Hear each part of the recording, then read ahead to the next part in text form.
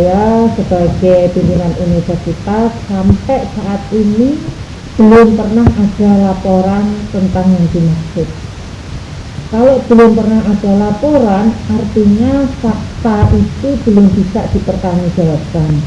Karena kalau laporan itu harus menyertakan alat bukti, yaitu alat bukti baik tertulis atau tidak tertulis, atau rekaman, baik suara atau video, atau juga saksi.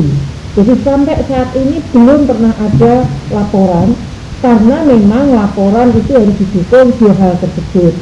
Nah, kalau ya berupa isu atau hoax itu adalah mungkin itu isu atau hoax yang muncul di luar, ya, tetapi untuk kebenaran faktualnya tidak pernah ada. Karena kalau ada pasti laporannya ke pimpinan universitas kalau soal yang begitu, ya, seperti itu. Bu, kalau dari salah satu bank UMK kan kemarin menyampaikan bahwa penyelesaian terkait pelecehan seksual di UMK itu diselesaikan hanya sebatas kekeluargaan seperti itu, dan menuntut untuk pembuatan SOP. Apakah pihak UMK sendiri manajemen juga tidak ada keterlibatan untuk penyelesaian tersebut, atau mungkin pribadi gitu? Begini. Di UMK ini kan punya yang namanya pusat studi, ya, semacam pusat studi atau kajian, ya.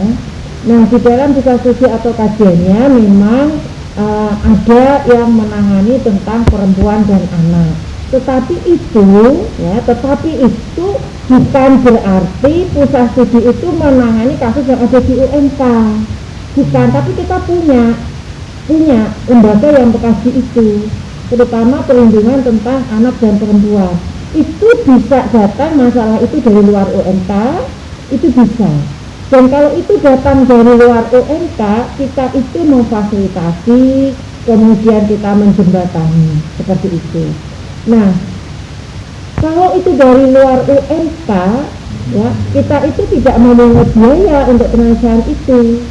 Nah, karena kami tidak memungut biaya, maka prinsip kami itu adalah win-win solution begitu. Kalau masalah itu ya melibatkan masyarakat luar dengan masyarakat luar dan kemudian minta bantuan ke UMK, karena UMK juga punya baku-baku. Kebetulan saya sendiri ketuanya sampai saat ini. Memang ada masalah-masalah itu yang masuk ke kami. Maka kami prinsipnya adalah kalau masalah itu bisa diselesaikan dengan prinsip restoratif justice, yaitu penyelesaian dengan mediasi penal, maka kami lakukan itu. Tapi kalau misalnya pihak di luar yang minta bantuan ke kami ingin diselesaikan dengan prinsip hukum acara pidana, maka kami pun memfasilitasi, karena kami punya lembaga yang namanya Baku-Baku. Jadi Badan Konsultasi dan Bantuan Hukum, begitu. Maksudnya itu yang korban atau pelakunya kan dari jalan sendiri gitu? Tidak ada, sampai saat ini tidak ada. Tapi kami punya lembaga bantuan hukum, punya lembaga konsultasi hukum, dan punya kajian khusus untuk perempuan dan anak. Nah, ini yang perlu dipahami. Jadi kami punya lembaga itu, dan kami bisa mengguiding, menyelesaikan masalah itu dari masyarakat manapun, dari golongan manapun, dan itu tidak membayar. Jadi cuma-cuma. Kalau misalnya korbannya ingin penegakan hukum, kami pun juga mereferensikan, silahkan apakah mau dilaporkan ke Polres atau Polsek atau Polda sekalipun, gitu. Tetapi prinsip penyelesaian masalah hukum itu kan sebisa mungkin dilakukan dengan restoratif justice atau mediasi penal, dan itu sudah sesuai dengan surat keputusan Kapolri bahwa masalah-masalah masyarakat yang memang bisa diselesaikan dengan mediasi bisa dilakukan dengan mediasi, seperti itu. Jadi kami tidak melanggar hukum acara, kami tidak melanggar HAM. Ya, jadi prinsipnya masalah hukum yang terjadi pada masyarakat, apapun itu masalahnya, bisa diselesaikan dengan prinsip mediasi penal, seperti itu. Berarti pada dasarnya UMK tidak memiliki SOP tersendiri untuk jika seandainya ada pelanggaran? Punya. Kalau ada punya, kita punya.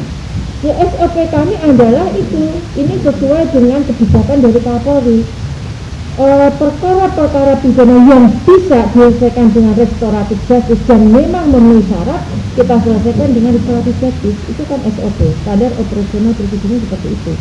Kalau korbannya ingin dengan pro justisia atau penegakan hukum, maka kami pun juga merekomendasikan kalau perkara dengan tingkat seperti ini silahkan bisa di Polres misalnya, atau bisa di Polda, atau ini perkara kecil untuk pembelajaran, untuk penegakannya silahkan di Polsek di mana TKP itu terjadi seperti itu. Itu SOP yang kami pegang. Jadi semua prosedur kami lalui, dari prosedur yang paling menguntungkan bagi kedua belah pihak atau prosedur yang paling memungkinkan dengan penyelesaian yang paling cepat, efektif dan efisien.